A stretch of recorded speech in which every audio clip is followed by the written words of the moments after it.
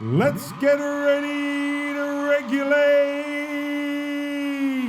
Hello to our crowd of compliance champions, and welcome to our regulatory rumble. Up next is our title bout. No, it's not a certain Elon Musk versus Mark Zuckerberg. We have for your edutainment two titans of the regulatory compliance industry, going head-to-head in a contest to get to grips with the rise of compliant culture. In the red corner, he's had enough of persistent bad actors. It's the CSO that fills the non-compliant with woe. It's Alex, the Vigilante Viall. And in the black corner, he's the long arm of legislation, and he's making compliance personal. It's Rob, the Enforcer Mason. And here to make sure it's a good, clean exchange and to keep our contestants compliant, please welcome our moderator of governance gladiators. It's Jenny Justice Clark. Hello fight fans and welcome to Regulatory Wrestling. I'm joined today by two titans of the compliance industry who are going to be wrestling with the hard-hitting issues around conduct and culture. Before we get into it, a couple of ground rules. If you have any questions for our compliance champions today, please do write them below in the comments and we'll endeavour to get back to you. We also want to set a distinction between what conduct and culture actually are. We'll be using these phrases quite often throughout. And so conduct, we are talking about the individual conduct of an individual person. So if someone is acting immorally or illegally, that is their individual conduct. Hopefully we're not going to be seeing any of that today.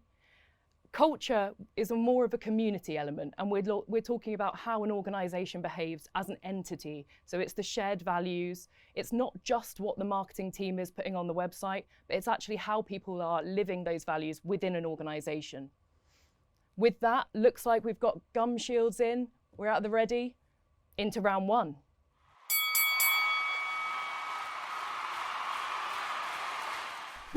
Round one, and it's the question on everybody's lips. Why now? Why is the regulator issuing some of the most stringent regulatory messaging that we've seen in some time? Is it a general societal shift towards zero tolerance for bad actors? Or is it that we've seen a number of cases that are very high profile at the moment, which is skewing our view of it, and actually culture is as important now as it was post-financial crash in 2008? Rob, I'm going to come over to you with this one. Thanks, yes. So I think small and medium-sized businesses in financial services, culture is at the heart of everything.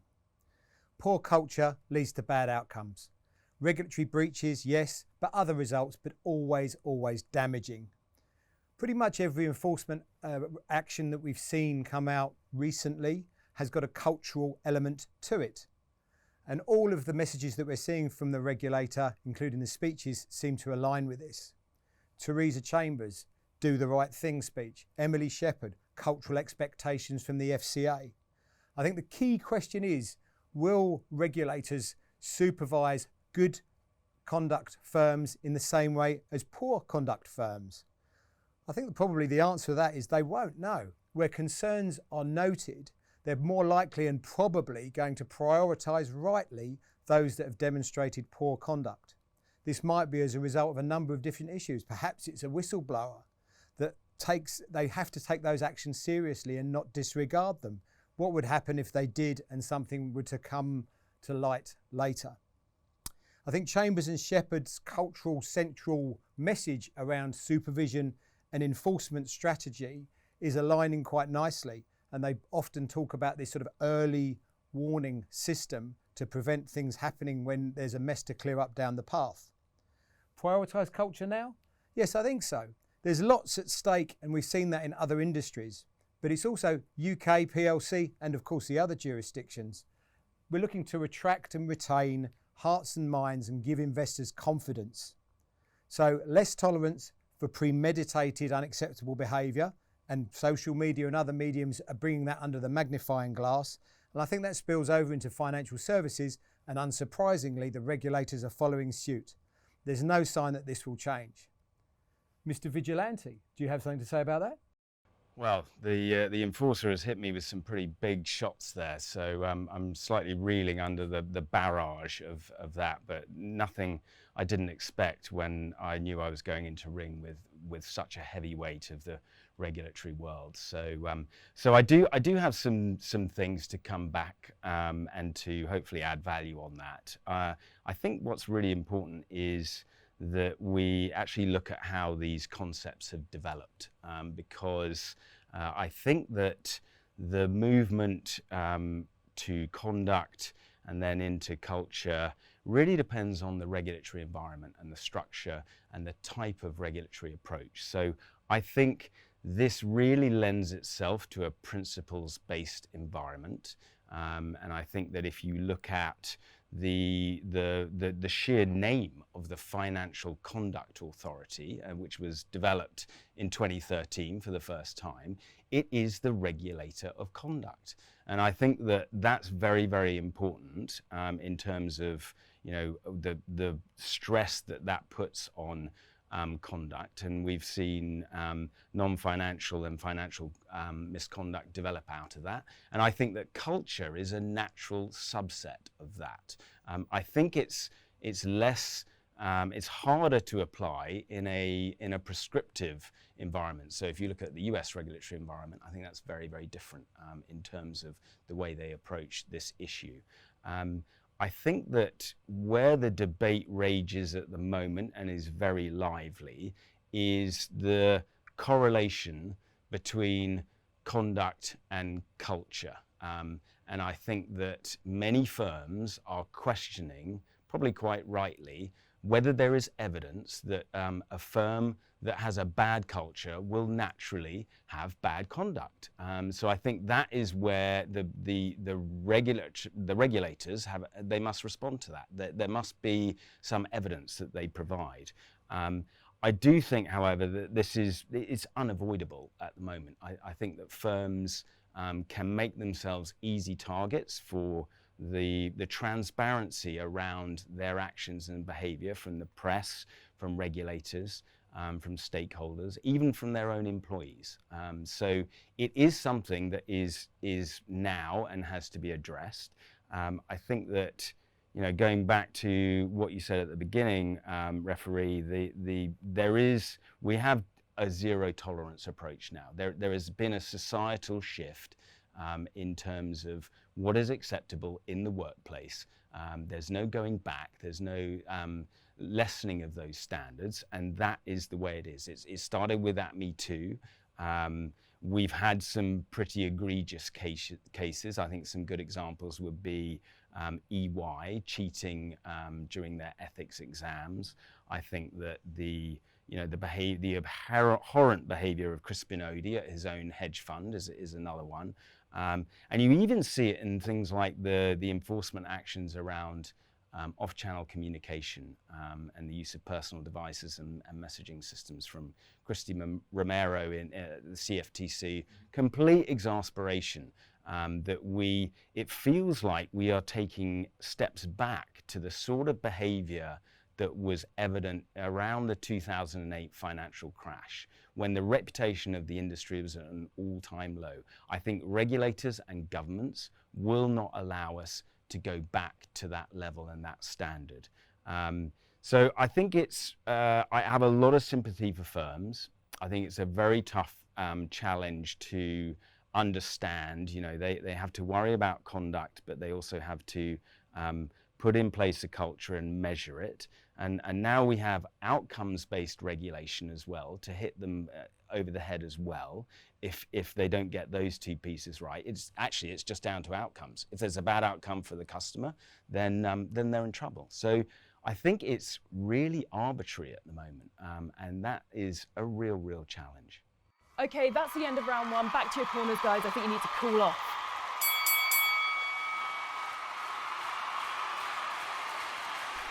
Into round two, our champions have had a chance to towel down because we're about to get into a contentious question, which is it really the regulator's role to be policing culture? It used to be the case that people would argue it was more for maybe the HR team rather than the compliance team. I think we've definitely moved past that now. But how far is the regulatory remit to assess culture and then also to look at individual conduct? Does what you do in your personal life have any reflection on how you're able to do your job in your professional life? So what we're talking about here, in regulatory parlance, this is non-financial misconduct. So typically associated with integrity and reputation, and obviously associated with dishonesty, but also used in UK and Europe to be related to sexual misconduct or sexual harassment in the workplace. This is obviously mission critical as a behaviour and principle of what would be expected. So client service is ultimately what the game is, but nevertheless, protecting markets and consumers and behaving with integrity is a critical part of it. And in fairness, I think there's a different level of oversight between financial services and other industries.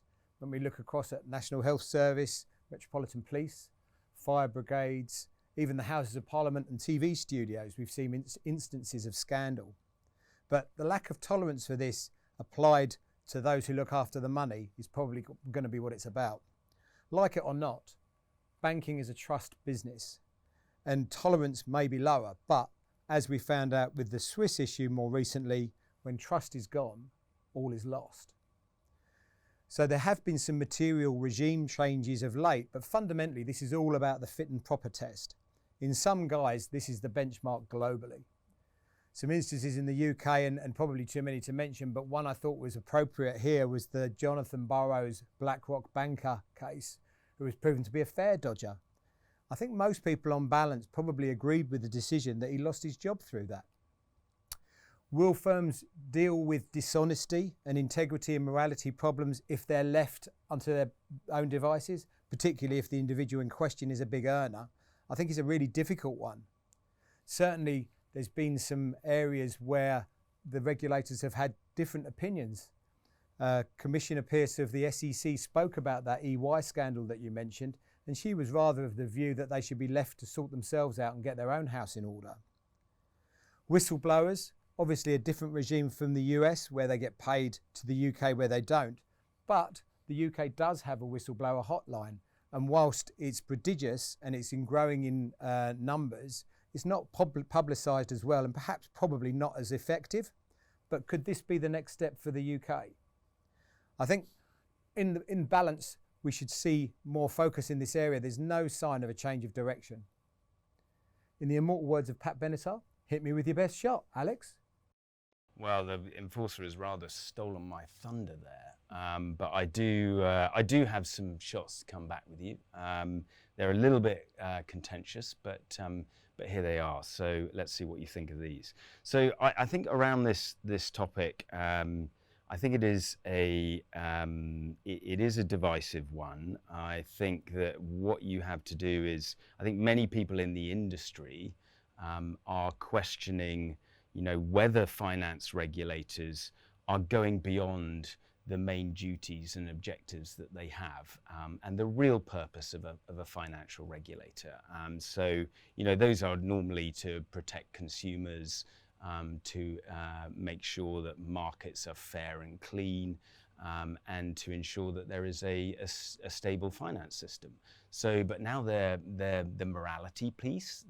They're the arbiters of how you should behave. Not only Monday to Friday, but also what you do at the weekends. Is that right for the finance regulator? Are they well resourced enough and qualified to do that?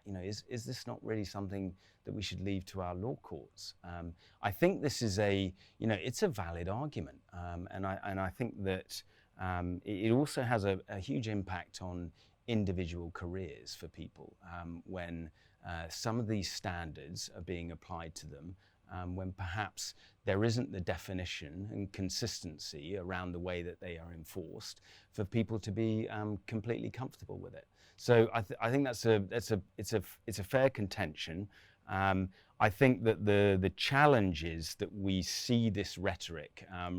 Robbie, you were talking about various sort of speeches, and we see it coming through, and it is I know that compliance people have said that their role has changed in that they've almost become like surrogate parents, where they're checking people's emails and saying you cannot be saying this sort of thing to a customer or a colleague, and that's not their role. That's beyond what they already have, which is a tough set of supervisory challenges. So I think it's a very good point, and we have seen it. It's starting to pop up as a theme, whether it's the consumer duty in the UK, whether it's regulation BI in the US. I think that it is genuine regulatory creep that is coming in here. Now, what is the impact of that? I think that you have to question whether the talent that is coming into the job market wants to work in finance. They feel that they are being so excessively regulated and monitored and supervised that it's not an environment they want to go into. So I would be running to other industries and running away from finance. It's not good for us. It's not good for finance generally if that's the result of this. So other people also quite rightly say that only big firms can afford to comply with this level of regulation. And that's not good for the industry if smaller firms are just saying the compliance burden is too much, and we can't get the people to do the work. So I have a lot of sympathy for that. Don't get me wrong, I'm all for a safe workplace which is inclusive and diverse. But I do feel that it has to be proportionate. Is this something that other industries are doing? No. And I think there has to be certainty. So how are these things going to be applied to me when I do my job? It needs definition and consistency. So there you go. Big shots. Okay, end of round two. Towel down, back in the corners, please.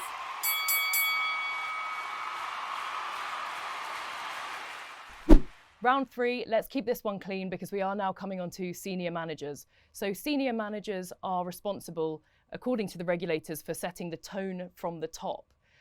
They are also being found to be responsible for a lot of the non-compliance within enforcement actions recently. So are senior managers really responsible for setting culture, and is that through their conduct? Or is a bad culture really just lots of instances of individuals exercising bad conduct? Is it the tone at the top? So I've got something to say about that. I think you got me sweating, Alex, but I've still got something to say. Those pesky record-keeping fines from the SEC, let's start there, shall we? I think pretty much in most of the final actions there was discussion around senior people, senior compliance people on occasion, that really should have known better. And I think that's what this boils down to, really. Those folks that should know better and their conduct isn't appropriate, particularly to their level of seniority. They set an example which is not one that should be followed. Those exasperated comments from Romero about the zero tolerance, both of those things have been mentioned, but I think that there's a real running low of patience from the regulator as to why this is such a difficult message to get through.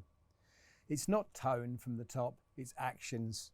I think standards and examples for others to follow, using and taking delivery of action, possibly even from staff surveys, and demonstrating that you're listening to feedback both from below and above in the organisation and making some changes. I think this goes to the very heart of this issue, the conduct of an individual versus the culture of a collective, and how that's set and how that's defined and how it progresses, hopefully how it improves. But that does really much reflect that top of the house view. In the US, do the right thing is that even when the regulators aren't looking, I think was the quote. In the UK, it's culture underpins business performance and confidence. Does that need to be clawback? So retaining compensation? Is it the accountability regimes, the SMCR, the Reg BI, Department of Justice did an individual accountability regime, and there's even an element of that in consumer duty.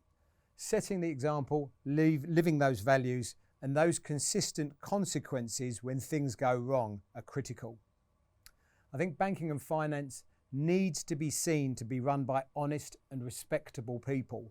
Maybe a higher level than most, but yes, the pillars of the establishment and they're supplying funding for industry and looking after all of our financial futures. That's my knockout blow. Wow. Well, I've hit the canvas there, but I'm going to bounce back. I've got some. I'm not throwing the towel in yet. I think, you know, actually going toe to toe with you, Rob, on this, I agree wholeheartedly with everything that you've said, and hopefully I can supplement it with my views on this. I do think that it is incredibly important for senior management to walk the talk. So I think there are lots of instances where they put things out that are not seen to be followed and abided with, and I think that's really important for them to do. They have to expect the most intense scrutiny of everything that they do. I think that is natural. They're very well compensated for what they do.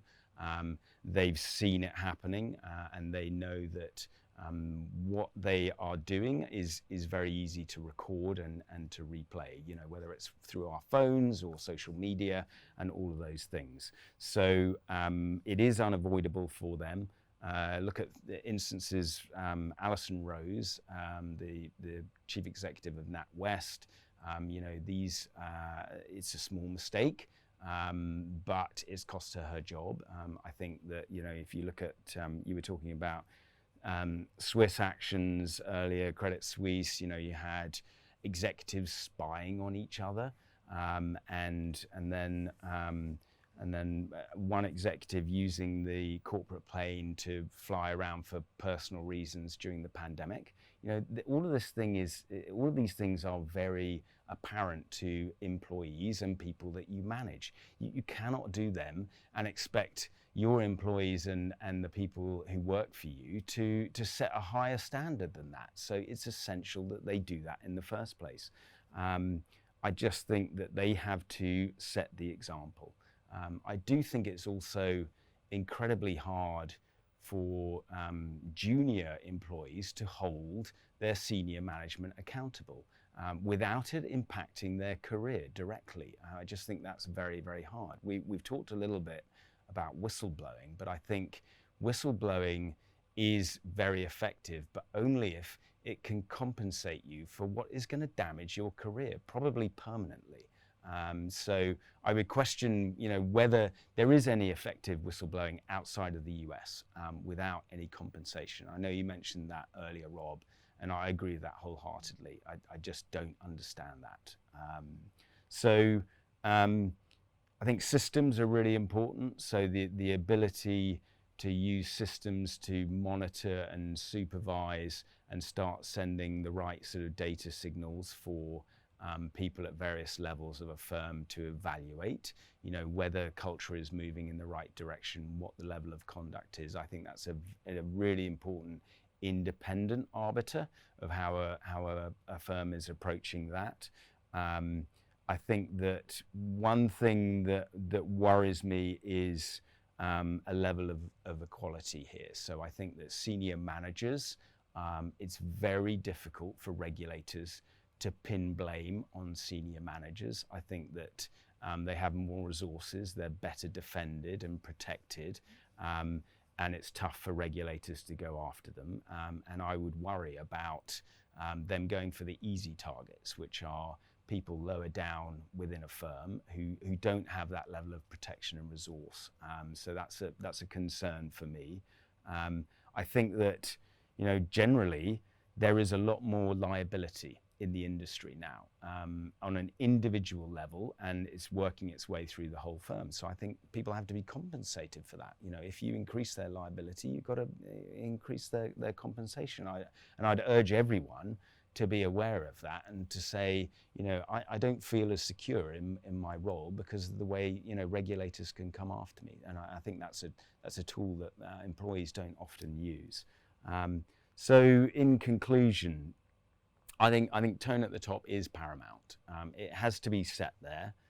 The standards have to be set there. The policies have to be decided. The senior management then has to abide by them. You know, if we look at all of the horror at the recent off-channel communications. It was all related to the fact that the senior management were setting the policies around that and were completely failing to follow them. You have to abide by those things, otherwise you cannot expect your employees to. So in a nutshell, yeah, I think it's tone at the top is vital. Some fantastic wrestling there. Well done, guys. I hope you're feeling okay. No pulled muscles. Alive. Just about. Just pulling through. Ready to fight again. Of course. Well, I think it is the sort of thing where we could wrestle about conduct and culture forever. Let's hope we don't have to do a rematch. And so with that, thank you very much for tuning in. It looks like we've run out of time for today, so we will answer your questions below in the comments after the event. And now we wait with bated breath to find out who is the winner. And what a thrilling regulatory rumble that was. Some incredible insights from both our culture warriors there. And I'm just hearing now, the decision is in, and the winner is Compliance!